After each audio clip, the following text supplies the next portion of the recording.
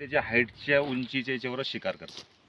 2 ते 3 फुटाची उंचीची शिकार करतो. लहान मुलांना सांभाळायचं. बरं सर, पाणी भरणार जे आता जात आहे शेतकरी समजा समजा रात्रीच्या तुम्ही वेळेस, गाणं लावलं समजा तर कदाचित, त्याला बचाव करण्यासाठी काय काय उपाययोजना हा, करावं तर लागेल? त्याच्या उपाययोजना हेच आहे आपल्याला का बाबा आपण वाफाला हे करतो तर चालता फिरता थोडंसं खकारणं किंवा दांगडू करणं, हा हुकल, म्हणजे जेणेकरून त्या माणसाला हे होऊन जाईल, त्या बिबट्याला आभास होईल का कोणीतरी मनुष्य आहे रे. येतोय, तो आपली जागा बचाव चेंज करून टाकतो. तो काही तर कोणी माणसाचा भास होतोय बा, किंवा मोबाईलवरती गाणे लावणे. मोबाईलवरती गाणे लावलं त्याला असं वाटतं की कोणी एकपेक्षा 2 तरी माणसं जास्त आहे. भजन वगैरे कीर्तन लावतात, जसं की 4-5 माणसाचा आवाज येतो ना त्या भजन गाण्यामध्ये, तर असं वाटतं की ते 4-5 माणसं येतो, तो आपली जागा दिशा चेंज करून घेतो. तो तर शक्यतो आपल्या जनावर याच्यावर अटॅक माणसावर करतच नाही तो, कारण तिची शिकार मी तुम्हाला पहिलेच बोललो की ते 2 ते 3 फुटाच्या अंतरावरती तिची शिकार राहते. कदाचित त्याला अटॅक कधी होतो का माणूस चुपचाप आहे, चुपचाप बसलेला आहे आणि खाली वाकून काम करतोय.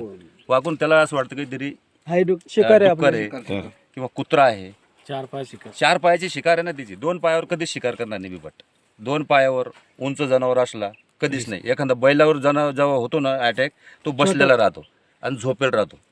त्यावेळेस तो पाठीमागून येऊन फाटका मारतो, जसं वळला जनावर का तो नरडा धरतो, आणि नरडा धरल्यानंतर काय होतं का त्याला रक्तच निघतो. तर हे रुमाल जे उपरणं मी म्हणलं, जसं तर रात्रीच्या वेळेस तुमचं उपरणं दे इकडं, तसं हा उपरणं आपण गळ्यात असं करून बांधतो, फक्त असं टाकतो. कदाचित समजा आपल्यावरती हल्ला झाला आणि त्यानं धरलं तर त्याची जबान इतकी सेन्सिटिव्ह राहते का तो लगेच सोडून देणार. वास येईल का त्याला?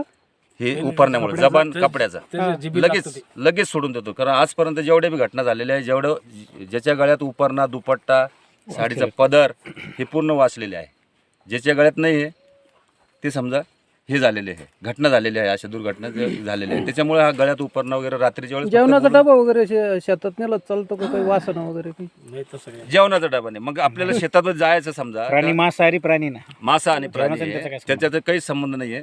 दुसरी गोष्ट का तुम्ही शेतात समजा आपल्याला इथं नेहमी यावं लागतं, तर आपला टायर घ्यायचा, वेस्टेड टायर जाळ करत मोटरसायकलचा, आणि त्या टायराला थोडं तोडून घ्यायचं असं 4 बोटाचा, आणि त्याच्यामध्ये जिवंत आपल्या मिरच्या ज्या वाळलेल्या मिरच्या राहतात, लाल मिरची, त्या बुकटीने करायची, अख्ख्या मिरच्या भरायच्या त्याच्यामध्ये, आणि एका साईडला लावून द्यायचं. म्हणजे ते कचवा अगरबत्ती सारखं जळत राहतो 1 ते 2 तास. त्याचा ठसका 1 ते 2 किलोमीटरमध्ये पसरतो, आणि त्या पसरल्यामुळे तुमचे रानडुक्कर, हरणी येणं बंद होतात. कारण रानडुक्कर 5 किलोमीटरपासून शोषण क्रिया राहते रानडुकराची. म्हणजे आपण काहीतरी मक्का पेरली, काहीतरी पेरलं समजा, त्या वासाने ते रानडुकरं येतात, आणि रानडुकरामुळे काय होतं, हा पाठीमागं त्यांच्या शिकारीसाठी येतो, खाद्यासाठी. त्यांच्या रानडुक्कर किंवा कुत्रे, भटकी कुत्रे यांच्यासाठी हा शिकारीसाठी येतो, आणि त्याच्यामुळे तो जवळ येतो. आणि माणूस कदाचित कामाला लागला का खाली वाकून आलं की त्यावेळेसच अटॅक होतो. पण अटॅकच्या अगोदर बचाव, कारण तो वन्य प्राणी कितीतरी म्हणला तर मुक्क जनावर आहे, तो समजू शकत नाही. पण आपण समजू शकतो का आपला स्वतःचा बचाव. म्हणजे चालता बोलता समजा, चालता आपण 2 बी असले तर गप्पा मारणे, जोरजोराने बोलणे, किंवा मोबाईलवरती शिंगल असले तर मोबाईलवरती बोलणे, हाच आपल्यासाठी बचाव आहे. आणि तसं आरडाओरडा करून त्याच्या पाठलाग करू नये. दिसलं ताबडतोब त्याच वेळेस कळवायचं की बाबा अशी घटना झालेली आहे, आपल्या इकडे कधी वन्य प्राण्याची काही शिकार झाली, त्याच वेळेस आम्हाला तात्काळ सांगा. त्यावेळेस आपण ट्रॅप कॅमेरे वगैरे काहीतरी असे लावू शकतो. कारण पिंजरा लावले शक्य राहत नाही. कारण पिंजरा लावल्यानंतर नागपूरला त्याचा प्रस्ताव पाठवावा लागतं, आणि नागपूरला पाठवल्यानंतर तिथून जेव्हा परमिशन येईल, त्या ठिकाणी काय घटना झाल्या याच्यावर विचार केला जातो शासनाचा, आणि त्यावेळेसच ते आपल्याला परमिशन देतात. परमिशन दिलं तरी ते जोपर्यंत पिंजरा त्या ठिकाणी ठेवलेला आहे, शेतकरीला वावरता येत नाही, काम करता येत नाही.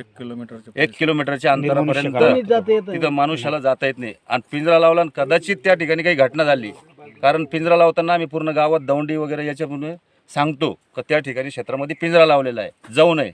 जेणेकरून काही घटना झाली तर शासन जिम्मेदार राहत नाही. त्याच्यासाठी पिंजऱ्याचा आपण हेच नाही विषय करायचा, फक्त आपला बचाव, चालतं पुरतं बोलणं करणे, हेच आपलं. त्याच्यामध्ये अधिक काळ एका जागेवर नाही राहू शकत तो, त्याच्यामुळे चिंता करण्याचं की कारण कारण आपलं एवढं क्षेत्र असं ऊसाचं इथं नाही, कारण तो टाकळी भाग, हातनूर भाग ह्या भागाला जिथं पाण्याचं जास्त क्षेत्र आहे बाजूला, त्या ठिकाणी त्याला अनुकूल गावाच्या भाग खाली आहे. होती याच्या अगोदर. इथं काय केळीची बाग नाही, इथं काय जास्त ऊस नाही. लगाने के बाद में फिर वहाँ पे 3 किलोमीटर में आदमी भी नहीं आ सकते। वही पता है ना आपण. टायर नसतील तर